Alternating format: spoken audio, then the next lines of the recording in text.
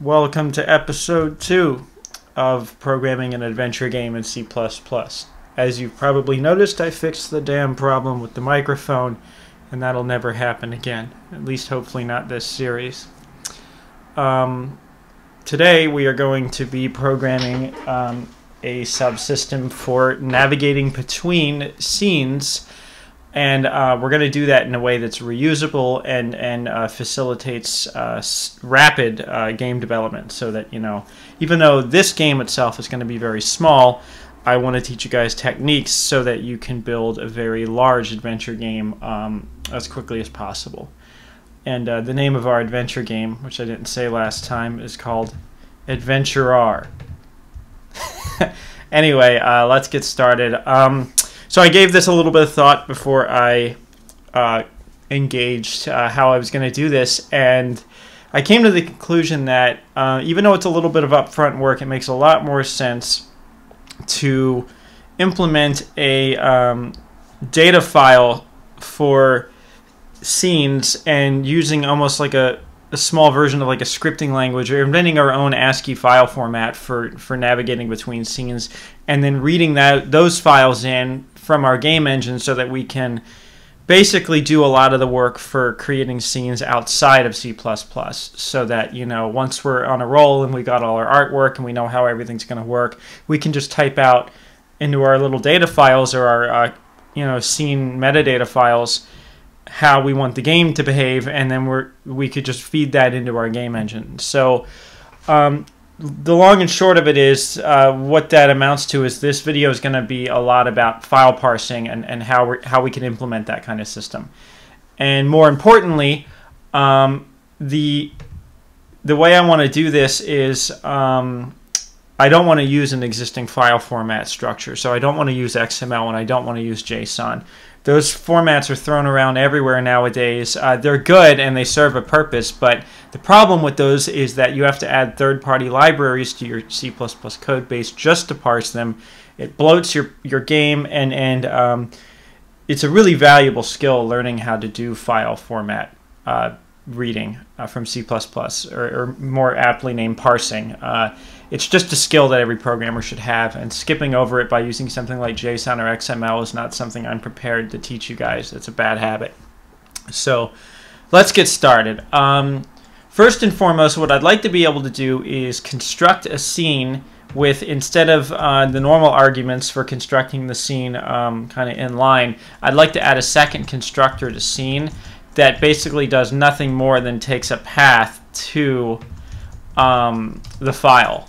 So basically it'll take a string argument. Guess I can't read, string was already there. File path. And what that constructor will do then, we're just going to call this .scn. I'm sure that's not a not a unique file extension, but it'll be good enough for us to distinguish that file format in our game's files. So that's what we're going to do. So let me go ahead and get this going. So the idea here is, whoops, when we call scene for the constructor, I really botched this. We're then going to forward that into a call to our utility function called loadScene. It wouldn't hurt for me to just kind of keep the constructor or reference to the renderer as a property of our scene class. That way I don't have to keep passing it everywhere if I need to use it in multiple places. So what I might do is just kind of say initialize renderer internally with the argument from the constructor. That actually will make this render argument not necessary, but I'll leave it for now. But because I want to move on to parsing the scene. And before I forget, yeah, this is worth me switching.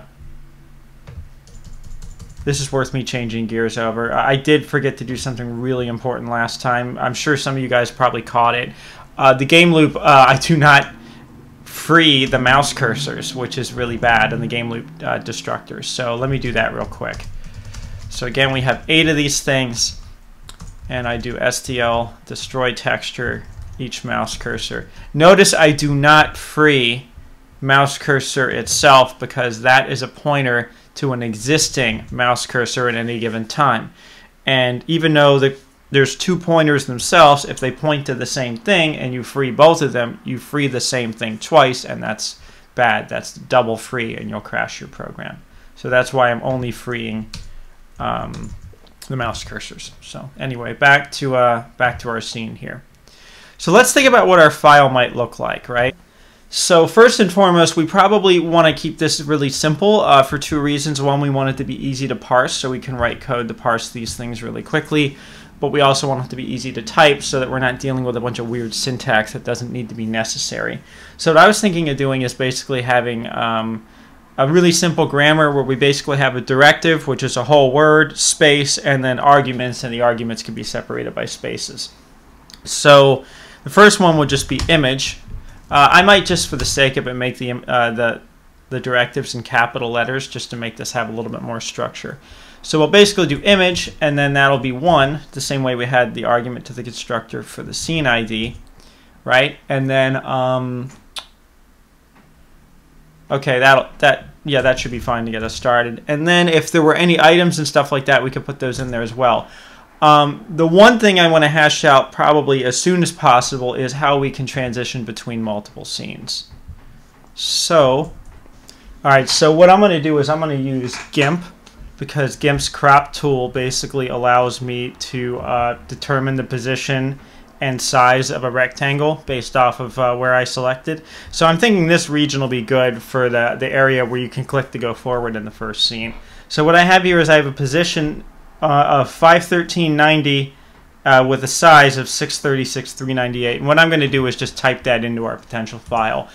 So I'm thinking of doing this is what I'm thinking of doing here is calling this directive link, and then just having 4 numbers to x, y, width, height to represent our region, our click region for linking. And then the final argument of that would basically just be the file that we are going to go to when we click that. So the idea here is this scene will load image 1. We will lay out a link from scene 1 to scene 2.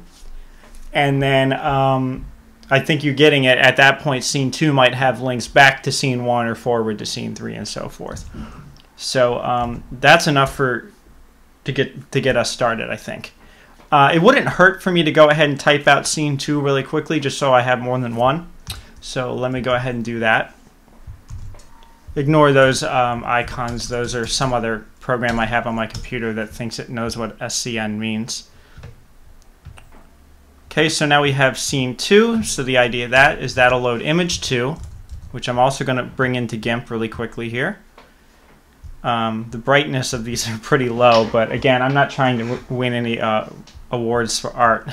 I'm just trying to demonstrate how somebody would make, a game like this. So what I'm thinking of doing is having this be the region to go forward to scene 3. So you get the idea here. Using my GIMP window over there, I can see that this is 353.77 and a width and a height of 577, 390, and then that's going to go back to scene 1.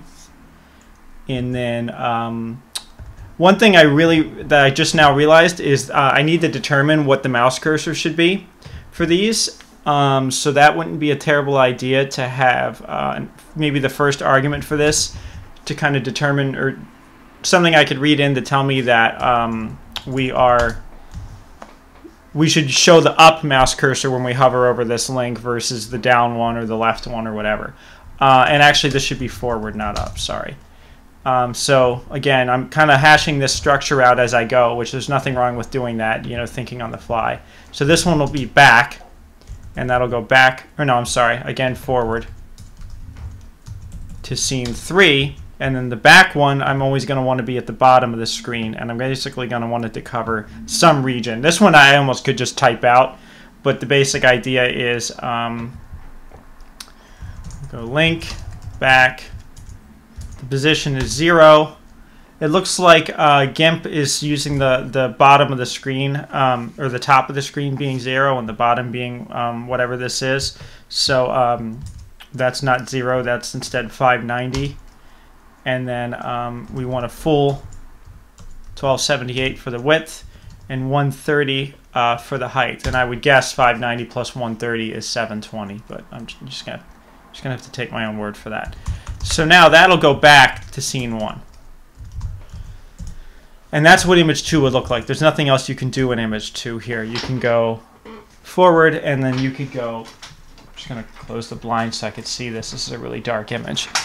Yeah, you could go forward, and then you could go back here. So that'll be enough to get us started on parsing our file format. And this alone is actually quite a bit of programming just to get this to work. But it's kind of cool because you can see as you're making your adventure game, you can spend a lot of your time on these little SCN files. And you don't have to worry too much about the C++ part once you get that part working. So it's another way to modularize your thinking. So, but now we actually need to do the grunt work of parsing this thing and making it work. So let's do that. So first things first, we're going to need to include not just string stream here, but also file streams. And they work very similarly to the way string streams and IO streams work. They're all the same base class. So, except this time we're reading, we're not writing. So we're not writing to an output file, we're parsing from an input. So what I'd like to do is go ahead and open that thing from our load scene function. So the way you do that is you declare an IF stream. You can call this whatever you want. Sometimes I'll call it in, sometimes I call it IF wouldn't work. In file's fine. And you pass a first argument to that is the path to the file, which is a C++ string. You could do standard, or I think it's iOS binary if you were reading in binary, or ASCII if you're not. Or I don't even think ASCII is an example. I just think binary is one. So because we're not reading in binary, you don't need to do that, but I felt like it was worth it just mentioning it. So the idea here is if the file path is correct, inf.isOpen will be true, and you'll know that you were successful. If it wasn't, and this is pretty important, we need to throw a runtime error and basically say, you know, cannot find SCN file that was supplied. Because if we can't find it, the game just can't continue. So that's kind of a way of being safe to make sure that nothing's wrong. Also, on destruction, or when the destructor is called for IF stream, it will automatically close. But for some reason, I just like to close it myself. It doesn't hurt. So there we go. Now we have our file open. It's an input stream. It works just like CN does. If you've never used CN before, I'll kind of show you. And the basic idea here is I'm going to kind of have a while loop and read through all the possible directives and then react to each one. So let me just kind of think, because it's been a while since I've done something like this. So the first things first is we want to have a string for the directive. Sometimes I used to call that command back in the day. And we want to read it in a while loop. So we basically want to do while. I like to do while inf.good. And what this basically means is while the file has not hit the end. I believe what good resolves to is as long as the file is still open, there's no failures, meaning parsing failures, and it's not at the end of the file. That's what good resolves to. If I get this wrong, we'll find out because the loop will never end. One of the easiest ways to freeze up a game or get into an infinite loop is during file parsing, so you always want to kind of check it. We're not going to worry too much about badly formatted SCN files. We're just going to try to make it work for ones that are, been properly typed. Down the road, we might be able to do some more fail checking and stuff. So the idea here is we have a directive. First thing we want to do is we want to read the directive. And that's what this line does. It's the opposite. You'll notice the arrows are going out of the file instead of into them when you're doing the example of, output streams. And that's kind of how to remember that. And the idea here is assuming everything went well, directives should be equal to something. So what we're going to do here is we're going to basically just do an if-else-if chain, and we're going to check this against our known directives. You can't do a switch case statement on a string. That's why I'm using if-else. So image is one that we support. So handle image. And then we're going to do another one. The only two that we support right now are image and link. If somebody was to give us a directive that we don't understand, we should at least print it out as a syntax error. We don't know what line we're on, and I don't care to find out because that involves some programming that's not really necessary right now. Oh, we need IOStream here, including all the streams, you know, just every single possible stream we're having. C out or C error is like C out, except it goes to standard error, which I like to use in the case of an error. So this basically says there's a syntax error. At this point, we're kind of fucked. So I'm going to break out of this. And I'd like to have a bool for error. And if there's an error, I'd like to set it to true. And then when we break out of our loop, if an error was encountered, I think you guys can guess, I'd like to make that fatal. And we're just basically going to say cannot parse instead of cannot find, which means we couldn't read it because something went wrong. So now we have our image and we have our link. Image is a really easy one to parse because there's only one argument to it, and that argument is a number. So the basic idea here is we have img, which is our number, and we extract it from the stream like this. And at that point, we know that we have our image number. So that's pretty useful because we can basically use that to delegate to our initializer to actually create the scene. Now you'll notice a lot of the code here that I have that handles loading the scene from the proper arguments, scene ID, alternate, and num items is stuck inside the constructor. You cannot call a constructor from not another constructor in C++. So we have to take this stuff out and bring it into another utility method. And basically what I'm going to do is I'm just going to call this init scene. And it's going to be the exact same. Actually, I just might just straight call this init. And it's going to be the exact same arguments that came from the constructor, with the major difference that this is where the actual code for doing the init is going to live. So if you follow along here, what I'm going to do is I'm going to create something called scene init. We're going to move the initialization code from the constructor, forward it. Again, I don't have to screw around with passing renderer everywhere because it becomes a property, or I got to stop using that word. It becomes a field of this class. And everything's fine there because now from load scene, when we are completely done parsing, we can call that assuming there was no error. So in other words, there was no error. We call init, and we call that with the arguments that we are going to parse from this file. So I'd actually like to move img up here, which is a smart move.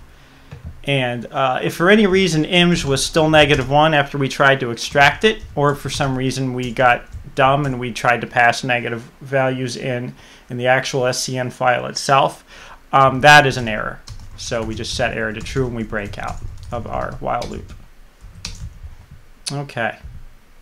I want to make sure we're out of the loop at this point. We are, so I can just pass img in like this. We do not support alternates or num items yet, so these are both 0. We'll add those later.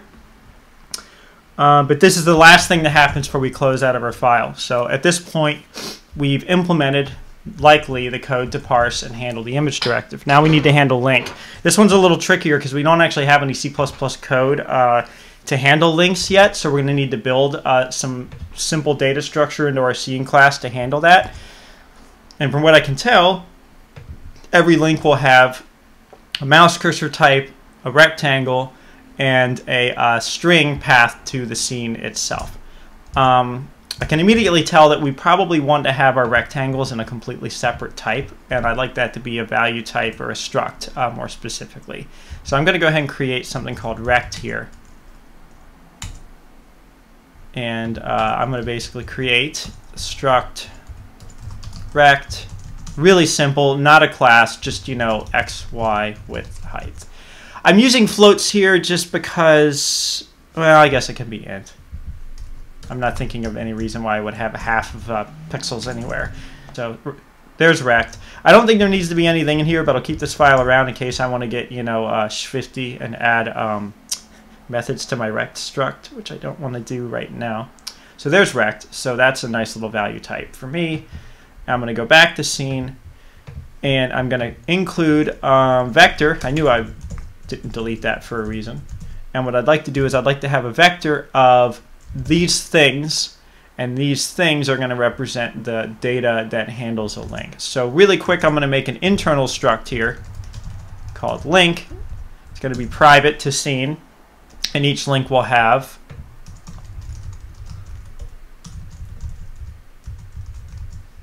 a mouse cursor type, which I would like to exist as the same type that I had from my game loop class. It's going to get a little tricky. Oh good, I use ints here. Somebody asked in my last video why I didn't use enums. The main reason why I didn't use enums is casting enums back and forth to ints can kind of be a pain in the ass, and I didn't want to bring that concept in because you kind of have to make these assumptions about the ordering of the enums and stuff like that. I mean, it's fine. You could use enums, but I'm not. This is not a case where I feel strong enough to go ahead and use that for this. I'd rather them remain integers because their intention is to be indices into an array. And when you're using an enum, that's not necessarily even assumed or apparent. And also, I don't have to expose that enum all the way out to here. I can use an int all the same because these will correspond to those symbolic constants. So this is cursor type. And then we have the rect, which I defined just now, which is basically the region of what you can click. And then we have the string, which is the SCN file. And that's what each link is going to look like. And the idea here is we're going to have a vector array of those. And those are our links. Well, that's good. Okay. Well then, now. So let's parse our link. We know that the directive was called link. We expect a number of arguments, and let's just go ahead and act as if they were there. Again, if somebody gets the syntax wrong, very, very likely it's going to go into areas of the code that were not expected. It's going to get the directives wrong, or it's going to hit the end of the file. The moral of the story is it will throw a cannot parse exception if I were to screw up the format of this file, which is what I want. So that kind of stuff usually just falls into place. So in the case of our link, I'm going to declare a couple local variables here, basically mouse type, and then that's that. And then we want to bring in our numbers for our rect. So rect r inf r dot x r dot y. Oops, did I get my arrows wrong? I did. R dot width, R dot height. So that brings those in. It would not hurt to at least set the first one to -1 so that if I did not parse it correctly, I would know so that I could throw the error. Or again, if somebody screwed something up. I could be more thorough and check all 4 of them, but again, this is a tutorial. You get the idea. All right. After that, we do our string for the scene path, which I'm just going to make. And that is our arguments for the link directive. And you can guess at this point we have everything that we need to create an instance of our link struct. And that is basically going to be these arguments in turn. When you have a struct in C++ or C, you can initialize without a constructor each argument in the order that they appear in the struct, just by comma separated. A comma separated list wrapped in braces. That's something that is a really useful thing to be able to do. You can even do that with some C++ 11 types, but I don't want to get into that right now. So this should be good. Oh, so mouse type is an int. So this is the part where I actually need to resolve all these symbolic strings to the actual types. So that's going to be a little bit tricky, but basically I'm going to do that in line right here. And I'm just going to really quickly check against all the possible mouse types.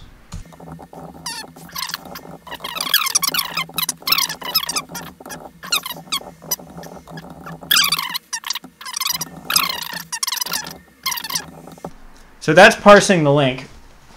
And assuming that works, basically all we do at this point is we say links push back L, which pushes it into our array vector.